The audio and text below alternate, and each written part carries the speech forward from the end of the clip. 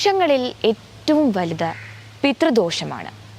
അതിൻ്റെ പ്രശ്നമാർഗമായി പറയുന്നത് നമ്മുടെ 17-ാം അധ്യായം അനുസരിച്ച് പറയുന്നത് നമ്മുടെ വിവാഹത്തിൽ കൂടി നമുക്ക് സന്താനോൽപാദനം എന്നത് ഒരു പ്രധാനമായ കാര്യം തന്നെയാണ്. ഈ സന്താനത്തിൽ കൂടി മാത്രമാണ് നമുക്ക് പിതൃപ്രീതി സാധ്യമാകുകയുള്ളൂ. തിലവനാദികൾ പിതൃപ്രീതീകരണമാണ്. അത് ചെയ്യേണ്ടത് സന്താനങ്ങളാണ്. പിതൃപ്രീതി നേടിയിട്ടില്ല എങ്കിൽ പിതൃദോഷം സംഭവിക്കുമെന്നാണ് പറയുന്നത്. മാതാപിതാക്കളെ ശരിയായി സംരക്ഷിക്കാതിരിക്കുക, അവരെ ആദരിക്കാതിരിക്കുക, ക്രൂരമായി സംസാരിക്കുകയും പെരുമാറുകയും ഒക്കെ ചെയ്യുക, മറ്റുള്ളവരുടെ വാക്കുകളൊക്കെ കേട്ട് രക്ഷിതാക്കളെ ശ്രദ്ധിക്കാതിരിക്കുക, രക്ഷിതാക്കളെ തള്ളിപ്പറയുക തുടങ്ങിയവയാണ് ഈ പിതൃദോഷം വരുത്തുന്നതിനുള്ള കാരണങ്ങളാകുന്നത്. ജാതകർ ചെയ്യുന്ന മോശം പ്രവർത്തികൾ മൂലം പരേതാത്മാക്കൾക്ക് ശാന്തി ലഭിക്കാതെ വരും. പരേതാത്മാക്കളെ സാക്ഷി നിർത്തി സ്വത്ത് തർക്കം നടത്തുന്നതും പിതൃദോഷത്തിന് കാരണമാകും. ആഗ്രഹപൂർത്തീകരണം സാധിക്കാതെ മരിക്കുന്നതും ജീവിച്ചിരിക്കുന്നവരുടെ ദ്രോഹം സഹിക്കാതെ വയ്യാതെ ആത്മഹത്യ ചെയ്യുന്നതും എല്ലാം വലിയ തരം പിതൃദോഷം ഉണ്ടാക്കുന്നത് തന്നെയാണ്. പണച്ചെലവൊക്കെ ഒഴിവാക്കുന്നതിന് വേണ്ടി പരേതാത്മാവിന് ശ്രാദ്ധം നടത്താതിരിക്കുന്നതും അതുപോലെ പിതൃദോഷത്തിന് കാരണമാകുന്ന ഒന്ന് തന്നെയാണ്. ഉറ്റ ബന്ധുക്കൾ മാത്രമല്ല, അധ്യാപകർ, സുഹൃത്തുക്കൾ, ഉപദേശകർ, മാതൃകാ പുരുഷന്മാർ എന്നിങ്ങനെ നമ്മുടെ വളർച്ചയ്ക്കും ഉന്നതിക്കും സഹായിച്ചവരെ എല്ലാം നമ്മൾ പിതൃക്കളായാണ് കണക്കാക്കേണ്ടത്. അവരോടുള്ള ബഹുമാനവും കടപ്പാടും നിലനിർത്തുന്ന പ്രവർത്തികളും സൽക്കർമ്മങ്ങളും ചെയ്യാതിരുന്നാൽ പിതൃദോഷം ഉണ്ടാകുക തന്നെ ചെയ്യും. ആത്മാവിന് ശാന്തി ലഭിക്കാതെ വരുമ്പോഴാണ് പിതൃദോഷം സംഭവിക്കുന്നത്. മരണാനന്തര ചടങ്ങിൽ കാക്കയുടെ പ്രാധാന്യം എത്രത്തോളം ഉണ്ട് എന്നും കൂടെ നമുക്ക് നോക്കാം. പുരാണ കഥയനുസരിച്ച് ബ്രഹ്മാവിൽ നിന്ന് വരം കിട്ടിയ മഹീരാവണൻ എന്ന അസുരൻ യമധർമ്മനെ ആക്രമിക്കുകയുണ്ടായി. അസുരനെ തോൽപ്പിക്കാനാകാതെ യമധർമ്മൻ ഒരു കാക്കയുടെ രൂപത്തിൽ രക്ഷപ്പെട്ടു. അങ്ങനെ തന്നെ രക്ഷിച്ച ആ കാക്കയ്ക്ക് ബലികർമ്മത്തിൽ പ്രാധാന്യം കൊടുത്ത് യമധർമ്മൻ പ്രത്യുപകാരം ചെയ്തു എന്നാണ് പറയുന്നത്. അന്നു മുതലാണ് ഈ ബലിച്ചോറ് കാക്ക കഴിച്ചാൽ പിതൃക്കൾ തൃപ്തരാകും എന്ന് കരുതിപ്പോരുന്നത്. പിതൃക്കൾ എന്ന സങ്കല്പത്തിനാണ് കാക്കയ്ക്ക് ശ്രാദ്ധത്തിൽ പ്രസക്തിയുള്ളത്.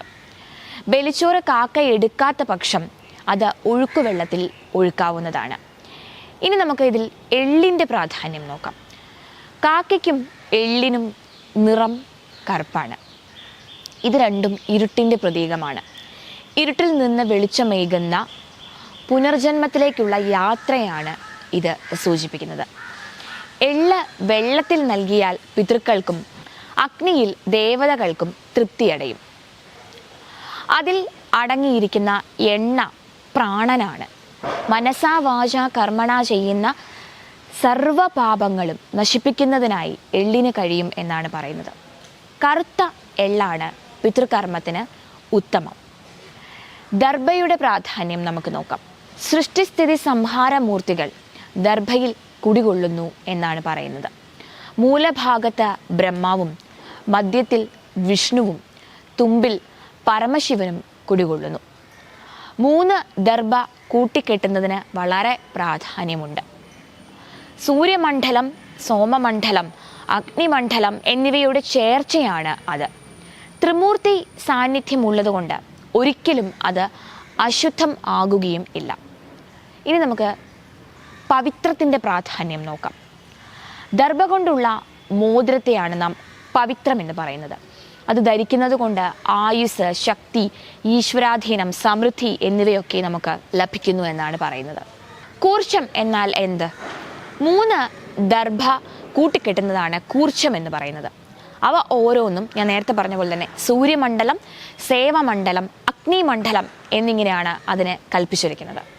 നമുക്ക് ബലിയുടെ വ്രതനിഷ്ഠ എന്താണ് എന്ന് നോക്കാം. നമ്മളതിന് തലേദിവസം ഒരിക്കലിരിക്കണം. 1 നേരം ഭക്ഷണം, രാത്രി ഭക്ഷണം പാടില്ല. പഴവർഗ്ഗങ്ങൾ നമുക്ക് കഴിക്കാവുന്നതാണ്. ലഹരി ഒന്നും തന്നെ ഉപയോഗിക്കാൻ പാടില്ല. ബ്രഹ്മചര്യം പാലിക്കണം. പുറത്തുനിന്ന് ആഹാരം ഒന്നും തന്നെ കഴിക്കാൻ പാടില്ല. അശുദ്ധിയുള്ളവരെ സ്പർശിക്കരുത്, പകലുറക്കം പാടില്ല, ബലിയിട്ട ശേഷമാണ് ക്ഷേത്ര ദർശനം പാടുള്ളൂ. പിതൃകടം മുടക്കരുത് എന്ന് പറയുന്നത് എന്തുകൊണ്ടാണ്? അതായത് വെളുത്ത വാവിൻ്റെ പിറ്റേ ദിവസം മുതൽ കറുത്ത വാവ് വരെയുള്ള ദിവസം പിതൃക്കളാണ് നമ്മെ നോക്കുന്നത്. അതുകൊണ്ട് എല്ലാ മാസവും കറുത്ത വാവിന് 5 ദിവസം മുൻപ് മുതൽ പിതൃപ്രീതികരമായ കാര്യങ്ങൾ നാം ചെയ്യേണ്ടതാണ്. ദേവകർമ്മത്തേക്കാൾ ശ്രദ്ധാപൂർവം പിതൃകർമ്മം ചെയ്യണമെന്നാണ് പറയുന്നത്. കർക്കിടക മാസത്തിലെ കറുത്ത വാവിൽ ചന്ദ്രൻ സ്വക്ഷേത്രമായ കർക്കിടക മാസത്തിൽ സൂര്യനോടടുത്ത് ഒരേ അക്ഷാംശത്തിലും രേഖാംശത്തിലും ആണ് എന്ന സവിശേഷതയുണ്ട്. ദക്ഷിണായനം തുടങ്ങുന്നതും ഒരു ചാന്ദ്രമാസത്തിൽ 28 ദിവസമുണ്ട്. വെളുത്ത പക്ഷം പിതൃക്കൾക്ക് രാത്രിയും കറുത്ത പക്ഷം പകലുമാണ്. മനുഷ്യൻ്റെ മരണാനന്തര ഗതി ചന്ദ്രലോകത്തേക്കാണ് എന്നാണ് ഉപനിഷത്തുകൾ വ്യക്തമാക്കുന്നത്. ചന്ദ്രൻ്റെ ഭൂമിക്ക് അഭിമുഖമല്ലാത്ത ഭാഗത്താണ് പിതൃവ്യാസം. അമാവാസി ദിവസം ചന്ദ്രൻ ഭൂമിയുടെയും സൂര്യൻ്റെയും ഇടയിലാണല്ലോ നിൽക്കുന്നത്.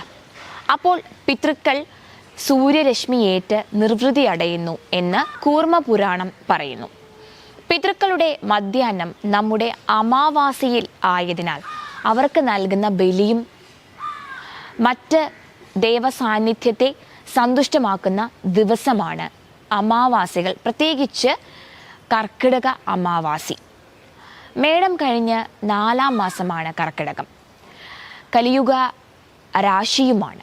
കേരളത്തിൽ ബലിക്ക് പ്രാധാന്യമുള്ള ക്ഷേത്രങ്ങൾ വയനാട്ടിലെ തിരുനെല്ലി മഹാവിഷ്ണു ക്ഷേത്രം, അതുപോലെ മലപ്പുറത്തെ നാവാമുകുന്ദ ക്ഷേത്രം, ആലുവ മണപ്പുറം ശിവക്ഷേത്രം, ചേലാമറ്റം ശ്രീകൃഷ്ണസ്വാമി ക്ഷേത്രം, വർക്കല ജനാർദ്ദന സ്വാമി ക്ഷേത്രം, തിരുവല്ലം പരശുരാമ ക്ഷേത്രം, തിരുവല്ലം തിരുവനന്തപുരത്തെയാണ്, എന്നിവയാണ്. ത്രിമൂർത്തി സാന്നിധ്യവും ദേവവ്യാസ പ്രതിഷ്ഠയുമുള്ള ക്ഷേത്രമാണ് തിരുവല്ലം. അവിടെ ക്ഷേത്രത്തിനുള്ളിൽ തന്നെയാണ് നമ്മൾ ബലിയിടുന്നത്. തിലഹോമം നടത്തുന്നതും ക്ഷേത്രത്തിനുള്ളിൽ തന്നെയാണ് ഇവിടെ. വർഷത്തിൽ എല്ലാ ദിവസവും ഇവിടെ ബലിയിടൽ നടക്കുന്നുണ്ട്. പത്മനാഭസ്വാമിയോടൊപ്പം ശംഖുമുഖത്ത് ആറാട്ടിന് പോകുന്നു എന്ന പ്രത്യേകതയും തിരുവല്ലത്തെ പരശുരാമനുണ്ട്. സർവ്വവിധ ദോഷങ്ങളും മാറി എല്ലാവിധ നന്മകളും ഉള്ള ഒരു ജീവിതം സർവീശ്വരൻ നിങ്ങൾക്ക് എല്ലാവർക്കും നൽകട്ടെ എന്ന് ആത്മാർത്ഥമായി പ്രാർത്ഥിക്കുകയാണ്.